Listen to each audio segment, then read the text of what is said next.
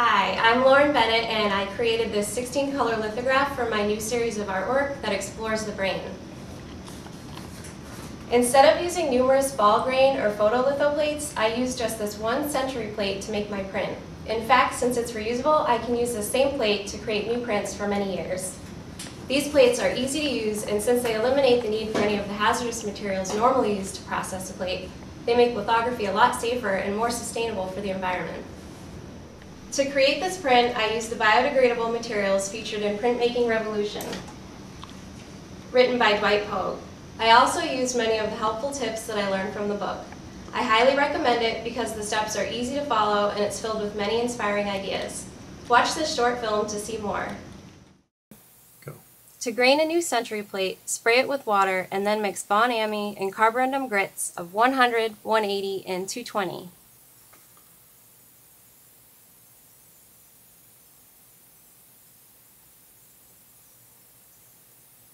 Using a fine to medium grit sanding sponge from any hardware store, grain the plate for approximately 5 minutes.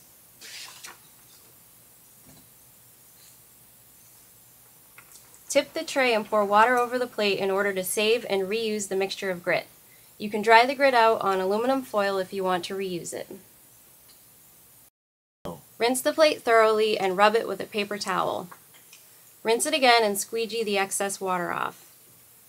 Now dry the plate with a hairdryer or a fan. The plate is now ready to use. Following the book's instructions, I draw and paint several toner washes and India ink washes on clear mylar. Then I cut ruby lith masks which allow for reduction lithography. Reduction exposures will allow me to print multiple colors quickly and easy without renewing the plate. I also follow the book's procedures for printing color blends, sometimes referred to as color merges. Here I am making a ruby lith mask, pin registered to my drawing so that way it will be exact.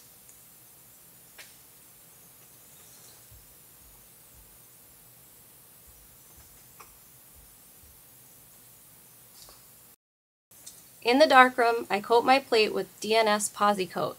I expose my first wash drawing sandwiched with a ruby lith mask, then I develop and rinse the plate. Once on the press, I roll my first color of ink, which is a blend of pale salmon pink to yellow. I align my paper using the register pins for precise multiple color registration.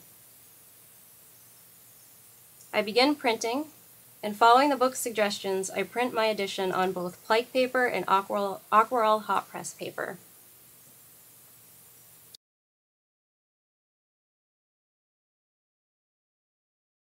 After printing, I remove the plate and clean it with FPC cleaner. Then I expose the plate again in the reduction method using another wash drawing and a ruby lith mask. The ruby lith mask burns out the outer image, and then a wash drawing on film is exposed to the plate.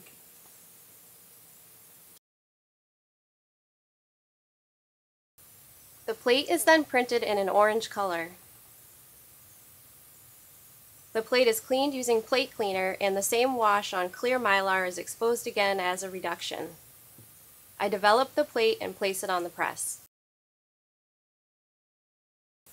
This reduction image is printed in red ink over the orange and yellow.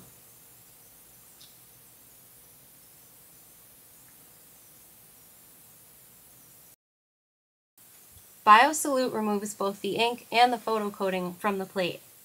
To completely remove the old image, pour Barkeeper's Friend, a common household cleaner, on the plate. Spray it with water and rub it with a rag for approximately 4 minutes in a circular motion. Again, the plate is rinsed, dried, and then brush coated with the DNS Posi Coat inside the darkroom. A new wash drawing on clear mylar is exposed to the plate. I then expose a goldenrod border mask as outlined in the book. Perfect. The plate is printed in a color blend of light pink salmon to magenta ink. After printing, the plate is cleaned and refreshed using the BioSolute and then Barkeeper's Friend with water like before. It is brush coated with DNS Posi Coat and then another wash drawing on clear mylar is exposed to the plate. The plate is then printed in a light green ink.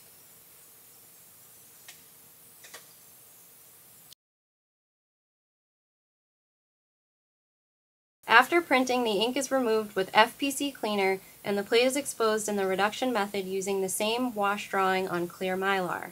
This reduced image is printed in a darker green ink.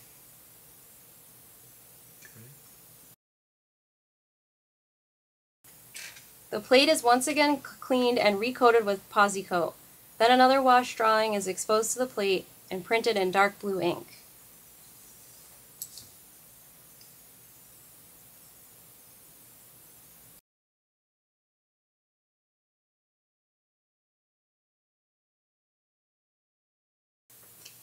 The plate is cleaned and this time renewed by regraining, which is best for hand drawing.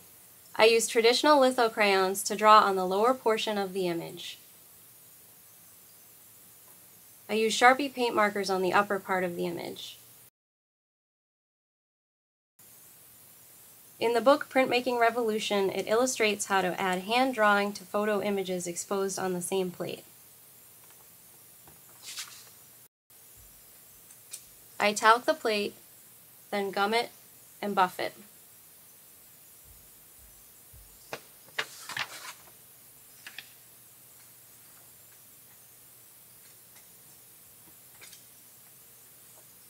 I use BioSolute to wash out the drawing materials.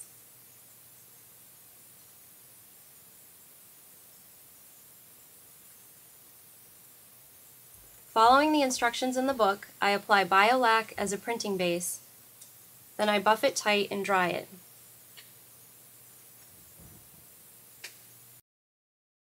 I print this part of the image in a bright lime green colored ink.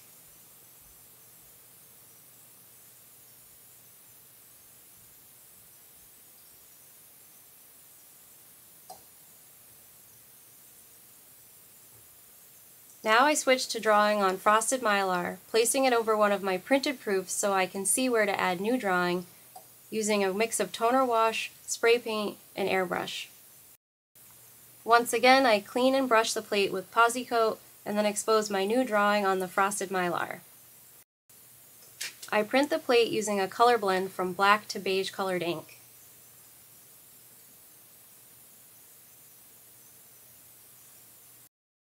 I repeat the steps of cleaning and coating the plate. I expose my background image, which is India ink and water painted on frosted mylar. I print this image in a color blend of pink to dark red. Again, I clean the plate and coat it with the DNS Pogue. Then I expose my final drawing, which I made using Sharpie markers on clear mylar. I print this last final color in black ink at the bottom with a blend to dark brown for the upper portion of the image.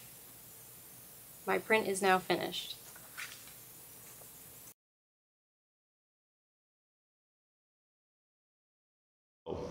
Thanks for watching. To learn more about century plates and the techniques outlined in Printmaking Revolution, visit the website cspoguegraphics.com.